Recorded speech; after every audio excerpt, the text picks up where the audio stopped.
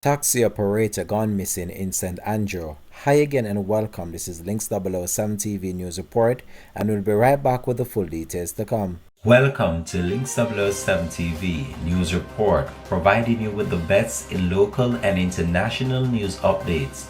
This is a place where you can get the most reliable and informative news information. Links 007 TV News Report. Welcome back and thanks for joining us. This is Links 007 TV News Report. 26-year-old Kimani Darrell, a taxi operator of Hampton Crescent, St. Andrew, has been missing since Thursday, February 29. He is of brown complexion, slim build and about 168 centimeters or 5 feet 6 inches tall. Reports from the Duane Park Police are that Darrell was last seen around 9 p.m. on Carpenter Road in the parish. He was wearing a black and green shirt, army green shorts and a pair of Adidas slippers. He has not been seen or heard from since, and all efforts to contact him have proven unsuccessful.